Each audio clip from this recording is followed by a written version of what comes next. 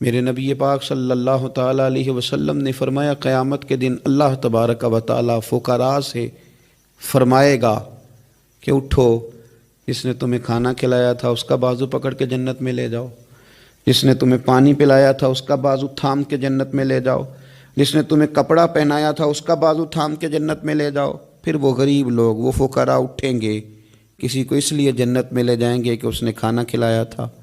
کسی کو اس لیے جنت میں لے جائیں گے کہ اس نے پانی پلایا تھا، کسی کی اس لیے اللہ کے حضور سفارش کریں گے کہ اس نے کھانا کھلایا تھا۔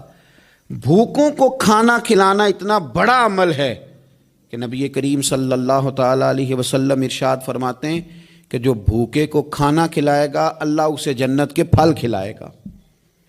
اللہ اسے جنت کے پھل کھلائے گا۔ یہی ہے ذوق عبادت کی انتہا ساغر،